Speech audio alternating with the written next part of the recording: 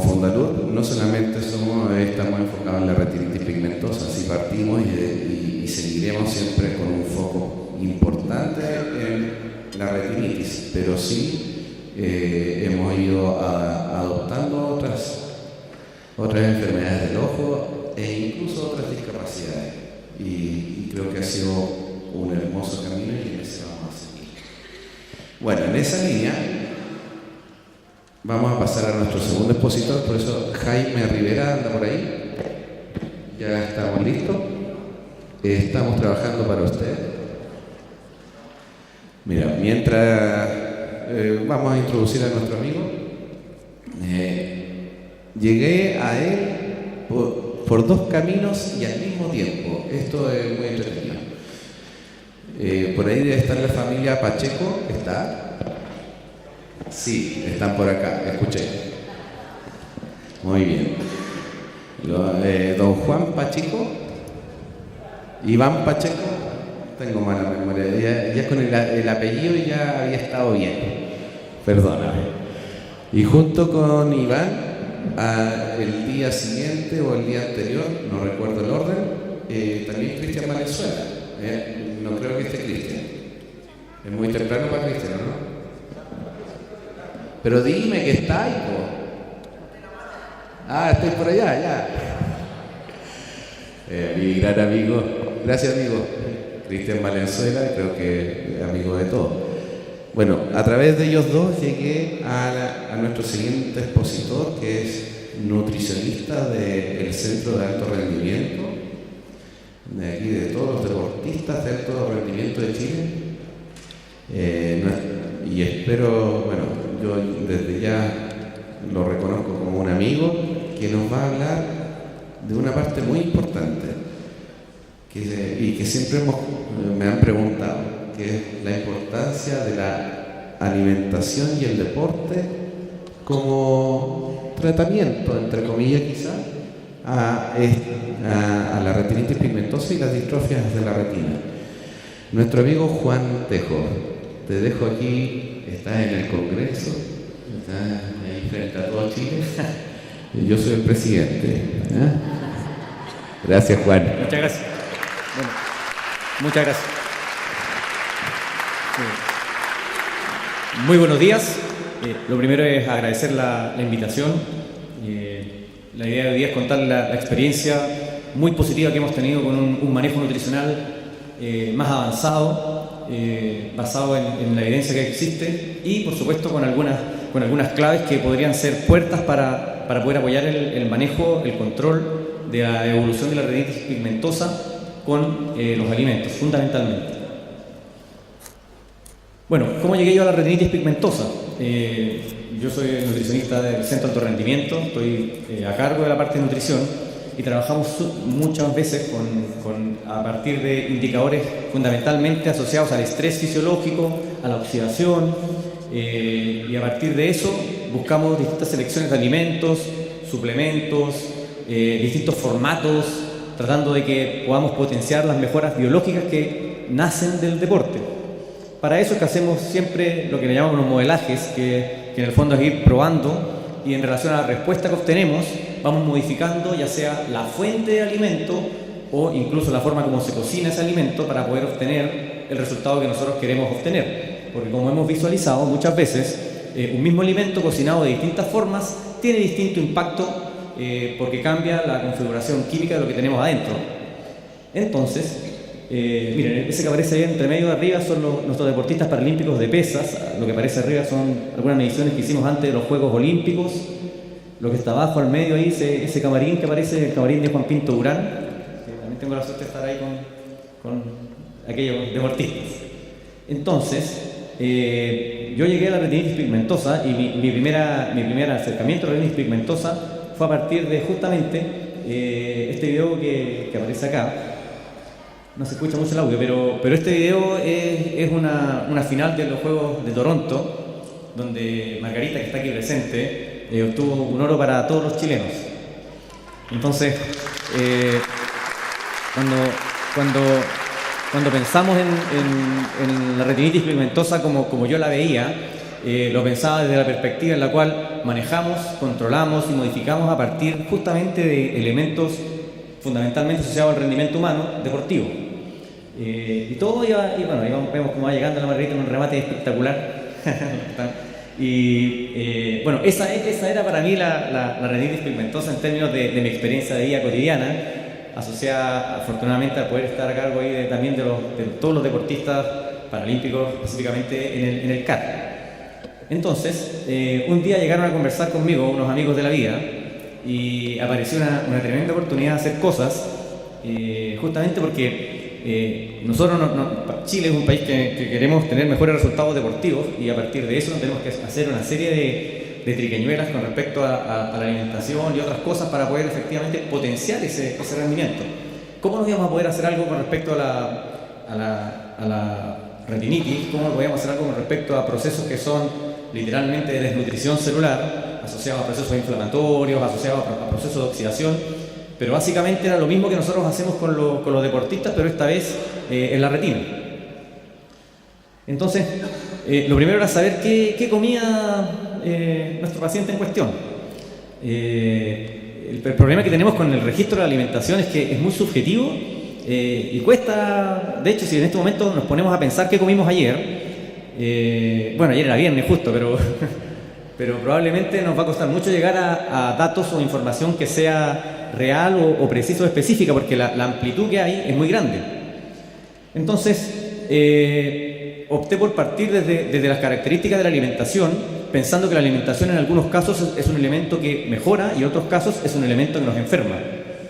A partir de eso establecí tres pilares para dirigir esa alimentación. Un pilar estaba vinculado a disminuir los factores de inflamación que aparecen dentro de los alimentos. Por otro lado, los factores que están asociados a la oxidación, que en el fondo va degradando y va debilitando las membranas celulares. Y por otro lado, un componente clave que se usa mucho en el deporte que dice relación con la isomerización. Bueno, ¿qué es lo que es un isómero? Será la pregunta. Bueno, a partir de... El isómero se lo dejo en paréntesis. Sí. Bien, primero... A partir de esos tres pilares, justamente, aparecen dos grandes elementos. Uno, que son qué alimentos debemos incorporar en esa alimentación. Y por otro lado, para poder mantener esa forma química que es el isómero, qué alimentos debemos restringir o eliminar. Porque muchas veces son esos otros alimentos los que van anulando el efecto que nosotros queremos lograr con esa alimentación en esa determinada persona. Bueno, el isómero químicamente es la misma molécula, pero mirando hacia el otro lado, ¿sí? Entonces, es como si podríamos pensar en los Transformers, que finalmente, cuando uno escucha los Transformers, cambia la forma y a partir de cambiar la forma cambia la funcionalidad. Un isómero es una molécula que tiene la misma configuración química, pero se organiza en el espacio de una manera distinta. Entonces, partimos con esta revisión nueva y me encontré con que desde el punto de vista de la evidencia y los alimentos es bastante escasa, pobre, contradictoria. Pero como en el deporte siempre hay que darle, empecé a buscar, bueno, en algunos casos había funcionado. Y empecé a revisar por qué y en qué condiciones había funcionado justamente esos esquemas de alimentación o esos suplementos en algunos casos, y en qué situaciones no habían funcionado. Y me encontré con tres grandes cosas que es lo que vamos a revisar hoy día, que están asociados a los carotenos, que es la vitamina A, que probablemente muchos acá la han usado o escuchado. El omega 3 con dos compuestos y fundamentalmente algunos tipos de antioxidantes. A ese respecto, la propuesta de inicio de la alimentación tenía algunas ideas y objetivos claros. El primero era disminuir la ingesta de oxidación que nos daban de esos alimentos. Y para eso, desde el punto de vista funcional, desde el punto de vista de cómo lo aterrizamos a la persona, justamente la propuesta fue eliminar algunos tipos de grasas saturadas, frituras, alimentos envasados, porque los alimentos envasados, y lo mismo que con los colorantes, tienen formas químicas, por ejemplo de caroteno, que cambian el caroteno que uno consume. Ya vienen modificadas tecnológicamente. Lo mismo que los alimentos que tienen preservantes también nos dejaban fuera de este esquema. Buscamos incrementar el índice de control de la oxidación en algunos alimentos, fundamentalmente con jugos de frutas recién hechos. Un jugo de frutas se va oxidando conforme pasa el tiempo, por lo tanto la única manera de consumir todo el poder antioxidante de un jugo es justamente lo preparo y lo consumo. Seleccionar fuentes de alimentos que tuviesen un efecto positivo y demostrado en la retinitis. incorporar esos alimentos en la dosis. Y ese es el concepto. La dosis de alimento es la cantidad de alimento, la mezcla y el formato que yo necesito para poder producir algún efecto positivo con ese alimento. Y por otro lado, que también es clave, es cómo nosotros eliminamos y organizamos el resto de la alimentación para poder mantener ese alimento en la configuración química que efectivamente nos sirve, que es esto que yo les señalaba antes del isómero.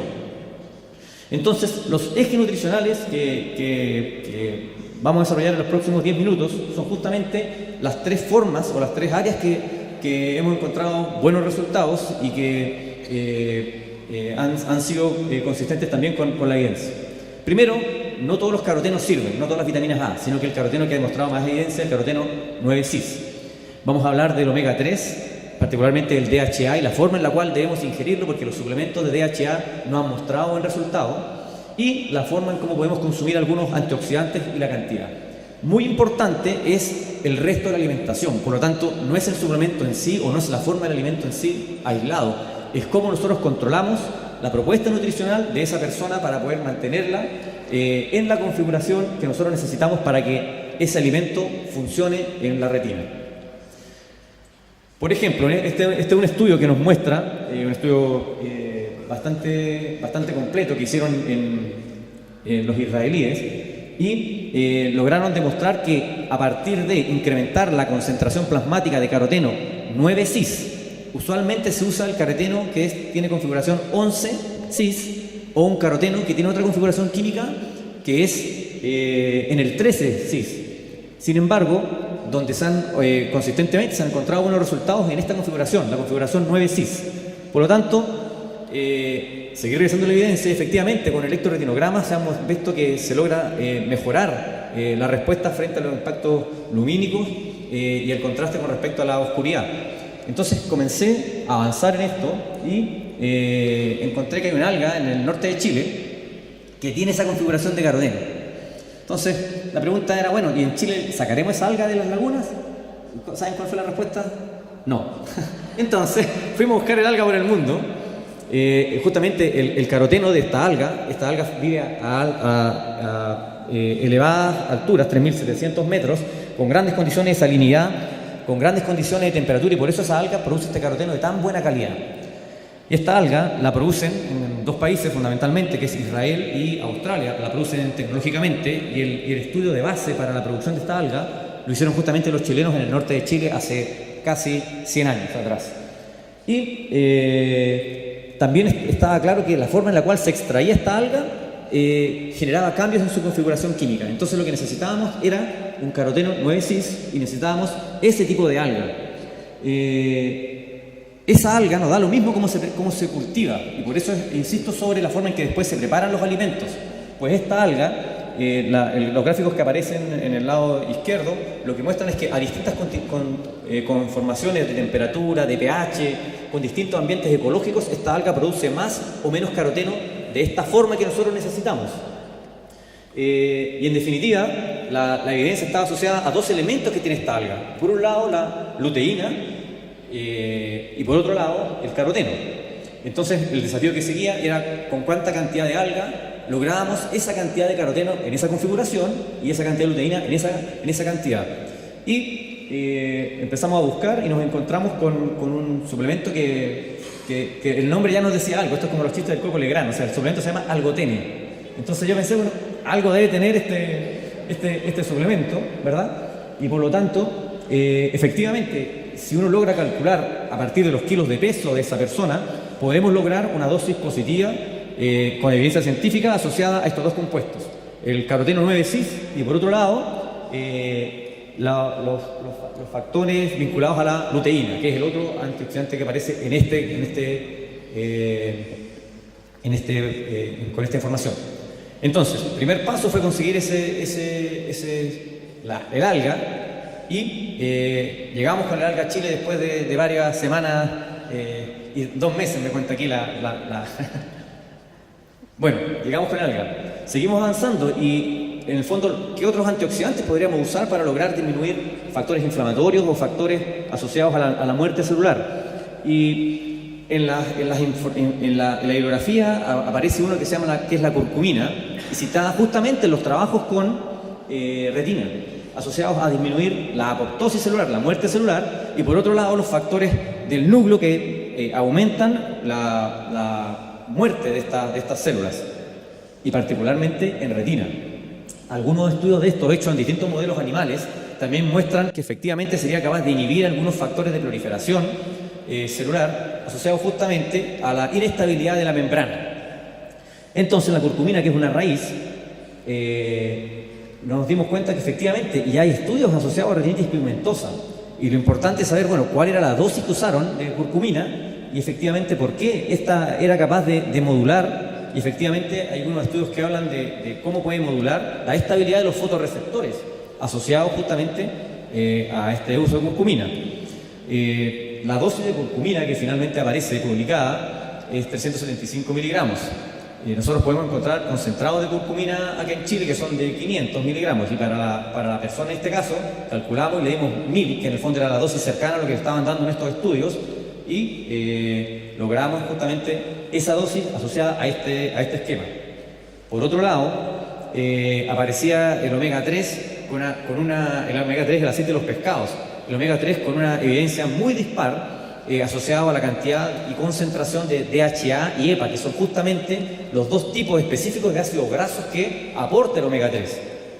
Entonces, ¿en qué coincidían estos estudios? Es que quienes mejores resultados tenían con el omega 3 eran justamente quienes consumían el omega 3 en pescado. Entonces, la búsqueda que se inició en ese momento era, bueno, ¿cuánto pescado necesitaremos para consumir el omega 3 que acá en Chile? Y afortunadamente, Chile tiene salmones, ¿sí? En el sur de Chile, la producción de salmones ha logrado justamente buenas concentraciones de omega 3. Tenemos otros problemas con algunos antibióticos, cosas que se le ponen, pero tenemos el omega 3 que necesitamos. Por esa razón es que justamente llegamos a calcular, a partir de la dosis de omega 3, y específicamente de DHA que aporta el salmón chileno, la cantidad de gramos de salmón que tiene que comer a la semana. La cantidad de gramos de pescado que tiene que consumir una persona asociado a los kilos de peso, ¿verdad?, que tiene que consumir el pescado. Y la forma de preparar el pescado es prácticamente vuelta y vuelta. Es decir, la idea es no alterar la configuración química con la temperatura de ese omega 3 que está consumiendo esa persona. Ahora, ¿qué situación se daba también? Que esta alga, que es la Dunaliella salina, esta alga que estaba en el norte, también aporta dentro de sus componentes omega 3. Y el DHA, que está vinculado a algunas proteínas, como es el caso en que uno lo encuentra en este tipo de algas, esta alga es un fitoplancton justamente, al estar vinculado el DHA a algunas proteínas también mejora la forma en que se absorbe ese DHA.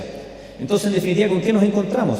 Nos encontramos con un modelo general de alimentación, el cual logramos justamente disminuir los factores de inflamación. Arriba está lo que les señalaba al comienzo, que es cómo partimos con la alimentación, eliminando las grasas, las frituras, incrementando los factores de antioxidación, incorporando alimentos en dosis, y por otro lado aparece algún ejemplo de dosificación que uno puede calcular, es decir, los gramos de salmón para dar esa dosis de omega 3 o DHA, cocinado justamente, apenas pasado por la plancha, las cápsulas que uno necesitaría. En este caso es el suplemento que usamos, pero uno de los desafíos que tenemos con el doctor René es tratar de ver de qué manera podemos producir o traer de mejor forma ese suplemento o esa alga específicamente para poder hacer todo uso del caroteno 9-cis en la cantidad que necesitamos.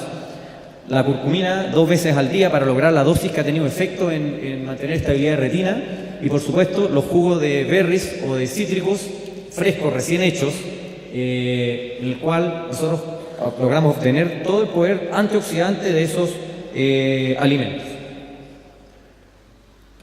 Observaciones que tenemos que hacer con respecto a la alimentación. Observaciones que tenemos con respecto a la alimentación. Uno, el proceso tecnológico al cual son sometidos los alimentos, los suplementos, las vitaminas, influye sobre la configuración química.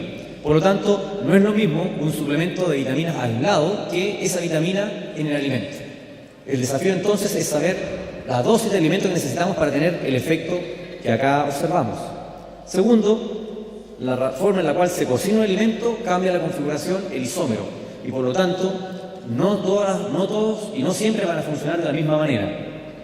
Es muy importante realizar mezclas en la alimentación que permitan no anular a estos a estos isómeros, ¿no? Anular esta forma química. Por lo tanto, así como tenemos que incorporar alimentos, tenemos que ser lo suficientemente estrictos como para eliminar alimentos, porque en el fondo lo que estamos hablando acá es de dosis de alimentos necesarios para lograr un efecto estabilizador en las células de la retina.